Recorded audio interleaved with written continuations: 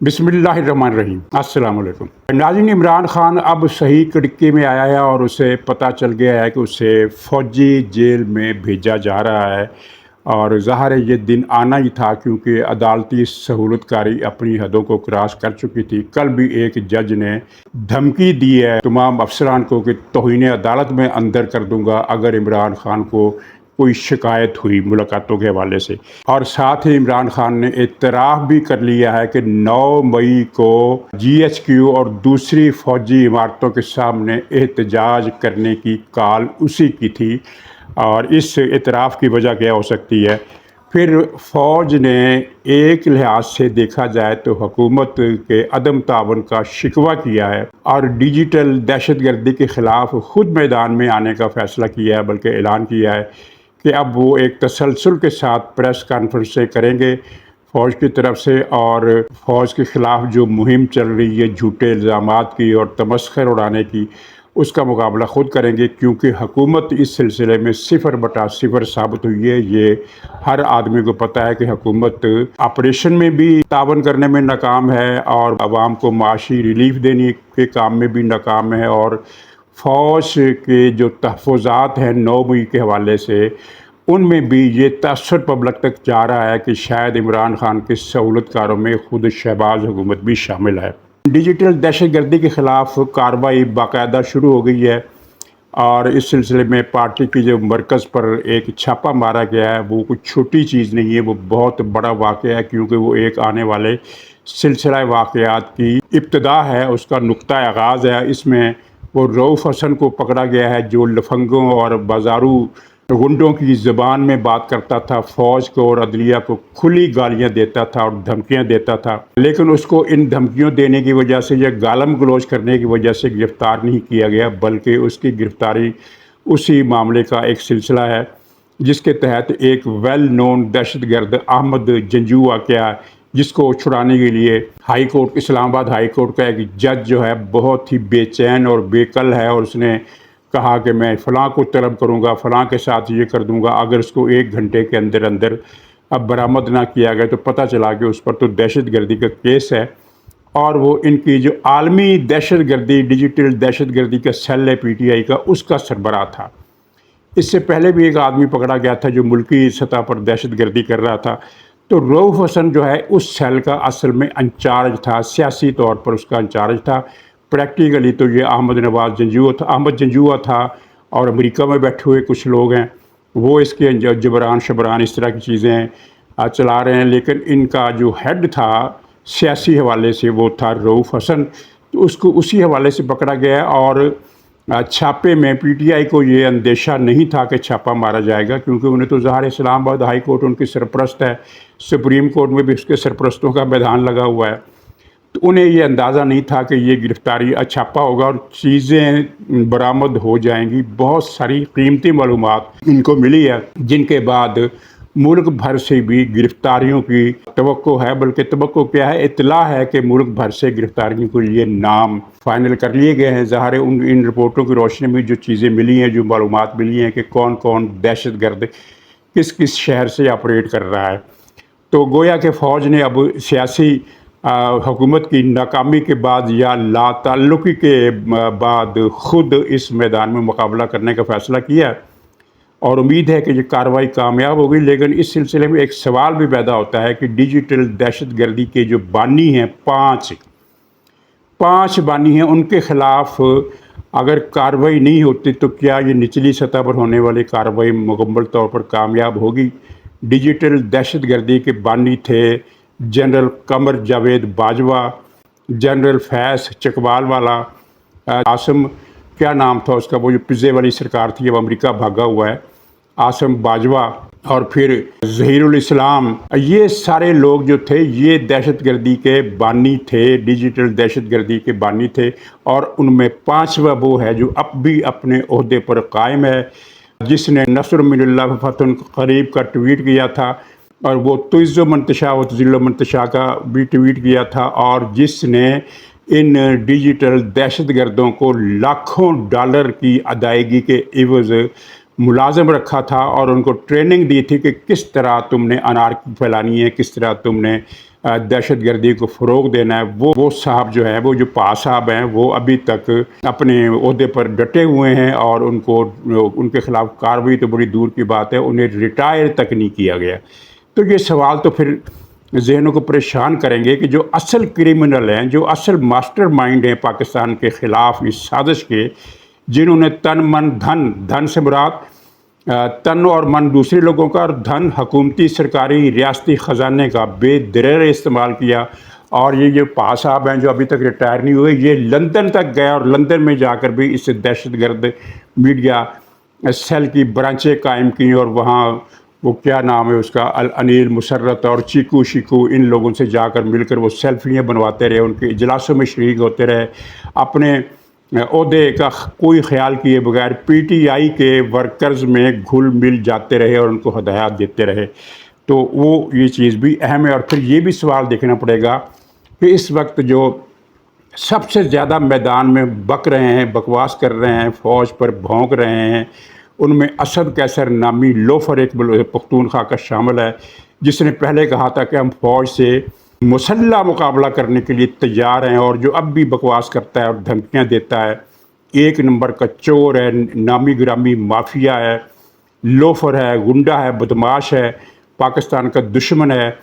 उसको क्यों नहीं पकड़ा जा रहा? शहरयार आफरीदी को क्यों नहीं पकड़ा जा रहा, जो खुल्लम खुल्ला कहता है कि अफ़गानिस्तान मेरे दिल में बसता है? और वो शानदाना गुलजार को क्यों नहीं पकड़ा जाता, जिसने बन्नू छावनी पर हमले का दिफा किया और कहा कि अवाम ने जो कुछ किया वो ठीक किया, फ़ौज को ज़्यादती नहीं करनी चाहिए थी। वो शानदाना गुलजार जो ये कहती है कि इमरान नहीं तो पाकिस्तान नहीं, इन 3 अफराद को क्यों छोड़ा गया है? इनको पकड़ कर उल्टा क्यों नहीं लटकाया जाता? इन पर रोज़ाना के हिसाब से 20-20 छितर क्यों नहीं मारे जाते? तो ये 3 जो हैं ये खुले फिर रहे हैं, इनको रस्सी तक नहीं बांधी गई, इनको लगाम तक नहीं दी गई। ये भी एक बड़ा अफसोसनाक वाक़या है। तो बहरहाल अब बहुत बड़ी कार्रवाई होने वाली है पीटीआई के सोशल मीडिया के ख़िलाफ़, और मामला सिर्फ सोशल मीडिया के ख़िलाफ़ ही नहीं है, बल्कि इन इत्तलाआत की रोशनी में पीटीआई पर जो पाबंदी का उसूली फ़ैसला हो चुका है, जिसके लिए आज इजलास बुलाया गया वफाकी काबीना का, लेकिन बाद अज़ां कुछ चीज़ें अभी निक सुख से दुरुस्त होना रह गई हैं, वो इजलास मुलतवी कर दिया गया। उस पाबंदी के फ़ैसले में भी इस मवाद को इस्तेमाल किया जाएगा, इस मवाद से भी उस कार्रवाई को आगे बढ़ाने में मदद मिलेगी। नाज़रीन, दूसरा, इमरान खान ने पहले तो ये एतराफ़ किया कि 9 मई के एहतजाजात जो थे वो उसकी काल पर हुए। इमरान खान ने काल दी थी कि अगर मुझे गिरफ़्तार किया गया तो तुम लोगों ने GS की और फ़लाँ मकामात पर एहतजाज करना है, लेकिन मैंने तो ये कहा था कि पुरअमन एहतजाज किया जाए। हालांकि ये बात भी झूठ है। दरअसल इमरान खान को पता चल गया है कि उसके साथ अब क्या होने वाला है, मज़ीद इन्हें जो कुछ हो रहा है वो तो हो ही रहा है, मज़ीद क्या होने वाला है। तो वो अब एक किस्म की उसने सफाई दी है कि ठीक है, कार्रवाई में तो ये बात तो सामने आएगी, क्योंकि जो अभी इस पर जो केस बन रहा है, यानी जिस केस के तहत इससे फ़ौजी जेल पहुंचाया जाएगा, उसमें जो मुकदमा होगा उसमें ये बात सामने आ जाएगी कि हिदायत इमरान खान ने ही दी थी। तो उसने एक तरह से ख़ुद को प्रीएम्प्ट किया है कि मैंने तो सिर्फ एहतजाज की कॉल दी थी और पुरअमन रहने को कहा था। हालांकि जो पुरअमन रहे, वो पुरअमन रहने की जो बात है वो भी इदारों के पास पूरी रिकॉर्डिंग मौजूद है कि किस तरह कहा गया कि हमले करने हैं, एयर बेस को जलाना है। ये इमरान खान का आर्डर था और इन्होंने सरगोदा की एयर बेस को जलाने में कोई कसर नहीं छोड़ी थी, आग एक तरफ से लगा दी थी, लेकिन वो बुझा दी गई और फिर फायरिंग वायरिंग भी हुई, और जिसके बाद ये ज़ाहिर है कुछ हज़ारों की तादाद में लोग तो नहीं थे, 150-200 अफराद थे। किसी भी जगह पर 238 मकामात पर इन्होंने फ़ौजी तनसीबात पर हमले किए। कहीं पर तो 50 आदमी थे, कहीं 150 आदमी थे, कहीं 300 या इससे थोड़े से ज़्यादा थे, इससे ज़्यादा लोग ये नहीं थे। लेकिन अगर फ़ौज कार्रवाई करे तो 300 लोग भी तूफ़ान बर्पा करने के लिए बहुत होते हैं। क्यों? अगर 300 के हजूम में फायरिंग की जाए, फ़ौज फायरिंग करे 300 के हजूम में, तो 15, 20, 30 बंदे तो लाजमन ख़तरा होता है कि मर जाएंगे और उससे ज़्यादा ज़ख्मी होंगे। और पीटीआई को यही तो चाहिए था, 15, 20, 30 लाशों से मिल जाती किसी एक जगह से, तो उन्होंने पूरी दुनिया में तूफ़ान मचा देना था कि देखो ये पाकिस्तान में फ़ौज क्या कर रही है। تو لیکن فوج نے اس دن نہیں جواب دیا اور پولیس ہی نے ڈسپرس کیا جہاں جہاں بھی کیا. گجرانوالہ میں پولیس نے بھگایا, سرگودا میں پولیس نے بھگایا اور کئی مقامات پر بھگایا. کئی مقامات پر وہ نہیں بھگایا انہوں نے, اور انہوں نے کور کمانڈر ہاؤس بھی جلا دیا. پختونخوا میں تو انہوں نے 4-5 مقامات پر ایسی بولڈ کارروائیاں کی کہ حیران رہ گئے سب لوگ, جن میں یہ تھا کہ ریڈیو پاکستان کی کئی منزلہ عمارت کو انہوں نے نظر آتش کر کے خاک کا مٹی کا ڈھیر بنا دیا, اور اس میں اسد کیسر بھی شامل تھا اس دہشت گردی میں. تو اب ایک تو عمران خان کو یہ پتہ چل گیا, اور پھر اس نے یہ کہا ہے, یہ جو ملاقات کے موقع پر اخبار نویس بھی آ جاتے ہیں تو ان سے بات چیت کرتے ہوئے کہا کہ مجھے لگتا ہے کہ مجھے اب انہوں نے ملٹری جیل میں بھیجنا ہے. ملٹری جیل میں کیوں بھیجنا ہے؟ کیونکہ اس کا مقدمہ جو 9 مئی والا ہے وہ کسی بھی دن یہ اعلان ہو جائے گا کہ مقدمہ فوجی عدالت میں چلے گا, اور جب فوجی عدالت میں چلے گا مقدمہ تو اس کے ساتھ ہی اس کو فوج کی تحویل میں دے دیا جائے گا, یا فوج اپنی تحویل میں لے لے گی, اور پھر یہ جائے گا ملٹری جیل. وہاں وہ ساری سہولتیں اس کو میسر نہیں ہوں گی جو اس کو اڈیالہ جیل میں میسر ہے. اور یہ پھر اس نے جھوٹ بولا سنڈے ٹائمز کو انٹرویو دیتے ہوئے 2 دن پہلے کہ مجھے ڈیتھ سیل میں موت کی سزائے موت والی پھانسی گھاٹ جو ہوتا ہے اس کی کوٹری میں رکھا گیا ہے. یہ سفید جھوٹ ہے. اس کو دنیا جہان کی ہر سہولت میسر ہے, ٹھنڈے پانی کی, ٹھنڈی ہوا کی, ہر طرح کے ولایتی مشروبات کی, کھانے پینے کی, بستر کی, کرسی میز کی, الماریوں کی, ٹی وی کی, اخبارات کی. کون سی سہولت اسے حاصل نہیں ہے؟ جم کی سہولت اسے حاصل ہے. جم کی سہولت کس قیدی کو دی جاتی ہے؟ اور ڈاکٹروں کی ایک فوج اس پر متعین ہے جو اس کا منٹ بعد جائزہ لیتی ہے. اور پھر وہ کیا ہوتے ہیں, مشقتی, کئی 3 مشقتی ہیں جو اس کے ٹانگیں دباتے ہیں, جو اس کا سر دباتے ہیں, جو اس کا بازو دباتے ہیں. ناظرین, تو یہ تو ان کی حالت ہے عمران خان کی وہاں, جس کو یہ ڈیتھ سیل کہہ رہا ہے. تو یہ سب چیزیں پھر فوجی جیل میں نہیں ہوں گی. اچھا, اب آگے ایک بڑی کارروائی پی ٹی آئی کے خلاف بھی ہونے والی ہے, اور عمران خان پر فوجی عدالت میں مقدمہ بھی چلنے والا ہے, اور پی ٹی آئی پر پابندی بھی لگنے والی ہے. تو میں پی ٹی آئی پر پابندی کے حوالے سے یہ عرض کروں کہ ان لوگوں کا اب پروپیگنڈا یہ ہے کہ اگر پی ٹی آئی پر پابندی لگی تو وہ فیل ہو جائے گی, عوام اس فیصلے کو قبول نہیں کریں گے, اور اس طرح ہو جائے گا اور اس طرح ہو جائے گا. اور کچھ لوگ ان کی باتوں میں آ بھی جاتے ہیں. تو آپ غور فرمائیں, شاید آپ نے غور کر ہی لیا ہو پہلے, کہ یہ سارے وہی لوگ تھے جو یہ کہتے تھے کہ عمران خان کو گرفتار کرنا خالہ جی کا وعدہ نہیں, ریاست اس کا تحمل ہی نہیں کر سکتی اس کی گرفتاری کا. اور اگر عمران خان کو گرفتار کیا گیا, سب دوسرے لوگوں کے علاوہ ان میں عوریہ مقبول جان اور ہارون رشید بھی شامل تھے, جو غیبی قوتوں کے کشف کی روشنی میں یہ کہتے تھے کہ عمران خان کو گرفتار کیا گیا تو 10 کروڑ عوام سڑکوں پر آئیں گے, اور گلی گلی میں, کوچے کوچے میں, قریے قریے میں, اور ایک پہاڑ کی چوٹی سے دوسری پہاڑ کی چوٹی تک, اور ایک ٹیلے سے لے کر دوسرے ٹیلے تک جنگ ہوگی, خانہ جنگی ہوگی, خون سے میدان سرخ ہو جائیں گے. یہ سب انہوں نے کہا تھا کہ نہیں کہا تھا؟ آپ کو یاد ہوگا. اور ٹی وی چینلز پر بیٹھ کر بھی ثابت کیا جاتا تھا کہ جو پھر عمران کی گرفتاری کے بعد جو عوام کا سیلاب نکلے گا, اس کو پاکستان تو کیا امریکہ کی فوج بھی اس کو نہیں سنبھال سکے گی. اتنا بڑا عوامی رد عمل ہوگا کہ پاکستان کے حصے بکھرے ہو جائیں گے. لیکن جناب, جب عمران خان کو گرفتار کیا گیا, وہ 9 مئی کی گرفتاری تو ایک الگ سازش تھی نا. اس دن جو ہوا اس کے لیے جتھا بندی پہلے سے ہو گئی تھی. لیکن جب اس کے بعد 5 اگست کو عمران خان کو گرفتار کیا گیا, تو اس کے بعد سے آج تک 1 سال ہو گیا ہے. کتنے لوگ نکلے؟ کوئی نہیں نکلا, کوئی تنکا تک نہیں ہلا, کسی ٹیلے پر گھاس کا کوئی پتا تک نہیں اکھاڑا گیا, کچھ بھی نہیں ہوا. ٹھنڈا ٹھار کام رہا ہے. اور پاکستان کے اندر عمران خان کی گرفتاری کا اتنا رد عمل بھی نہیں ہوا جتنا کسی صوبائی اسمبلی کے ممبر کی گرفتاری پر اس کے حلقے کے لوگ رد عمل ظاہر کرتے ہیں, اس کے سپورٹر رد عمل ظاہر کرتے ہیں. بلکہ ایک کونسلر کی گرفتاری پر محلے کی سڑکیں جام ہو جاتی ہیں. تو عمران خان کی گرفتاری پر تو اتنا رد عمل بھی سامنے نہیں آیا جتنا کسی کونسلر کی گرفتاری پر سامنے آتے. تو اب وہی لوگ جو یہ کہتے تھے, اب وہی لوگ فرما رہے ہیں کہ اگر پی ٹی آئی پر پابندی لگی تو یہ ہوا میں اڑ جائے گی. بھائی, ہوا میں جو اڑے گا نا, وہ آپ دیکھ لیں گے کہ کون اڑے گا. ناظرین, سیاسی باتیں مزید بھی ہیں, لیکن ان کو چھوڑ کر میں مختصر سا ذکر کرنا چاہتا ہوں کہ وہ جو کیا نام ہے اس کا ڈرامے باز کا, جو لوفر جو ہے, اس پر جو تشدد ہوا اور جس کی طرح اس کو ڈاکو عورتوں نے لوٹا، پتہ نہیں کیا کہانی ہے، اس کے بارے میں کچھ مزید پوائنٹس ملے ہیں۔ مختصر میں عرض کروں گا کہ ایک تو 15-20 آدمی نہیں تھے جنہوں نے اس کو ڈرایا دھمکایا یا جو بھی کیا، ٹوٹل 4 آدمی تھے، اور ایک وہ عورت تھی اور ایک اس عورت کی یا غالباً بہن تھی یا کوئی سہیلی تھی، پتہ نہیں، تو ٹوٹل 4 آدمی تھے، ٹوٹل 4 آدمی۔ اور دوسرا یہ کہ یہ تقریباً 10-12 دن سے اس گھر میں رات کو جاتا تھا اور رات گزار کر آتا تھا۔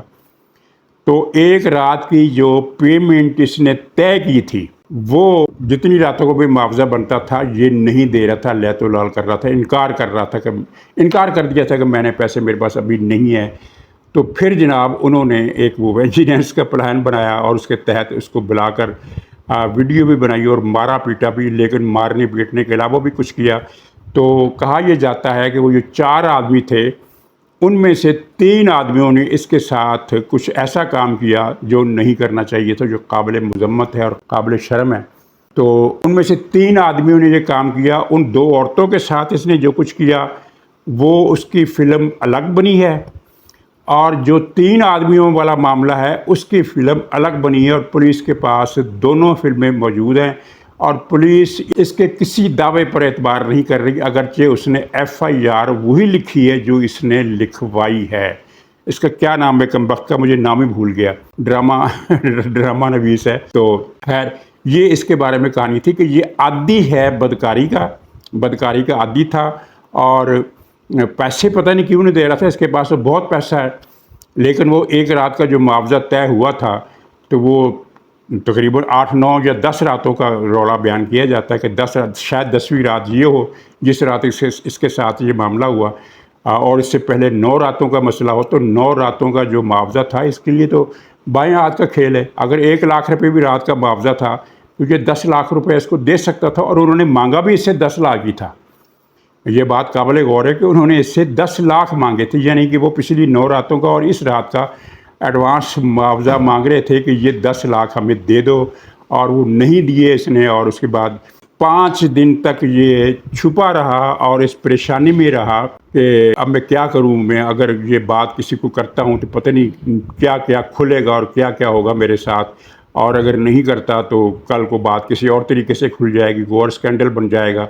تو اس نے ایک سیف پیسیج ڈھونڈا اور FIR درج کرا دی، لیکن اس کو پتہ نہیں تھا کہ جس مصیبت سے بچنے کے لیے اس نے یہ FIR کرائی ہے، وہ مصیبت تو سر پر آ گئی۔ اب لاہور کے تمام باخبر حلقوں میں اس کے ساتھ ہونے والے برے سلوک کی